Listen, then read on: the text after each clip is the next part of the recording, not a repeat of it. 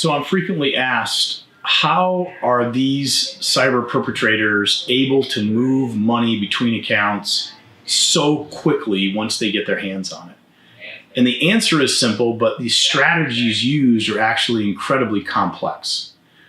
So stolen funds, so funds are wired from a legitimate account to a fraudulent account, and they're immediately moved in real time through an elaborate network of what are called money mules. And these are folks typically located right here in the United States.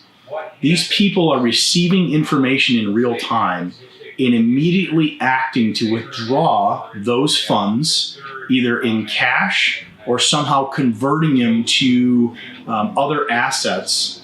And then the bulk of what remains, they break up into small packets and they wire transfer those to other banks, all to avoid detection and recovery. And when we were hit with our fraud, our money went from a large bank in Michigan, a money center bank, to another money center bank branch in Manhattan. And waiting there was a German national armed with instructions on exactly what to do with our funds.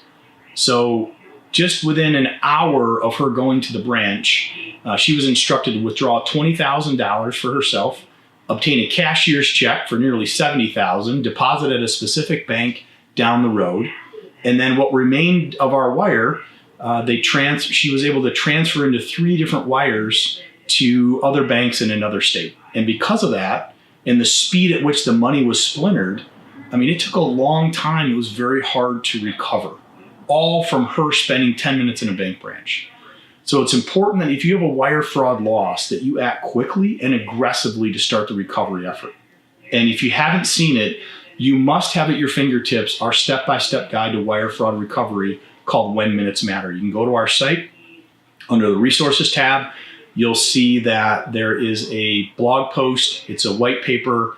You have to have it because we dissect literally minute by minute what it takes to notify the FBI, put the swift recall notice in place, and the other things that you need to do to increase your chance of recovery. So hopefully it never happens to you, but if it does, I hope you find not only this awareness around money muling, but also our white paper to be an asset within your organization. So until next time, I appreciate your time. Take care.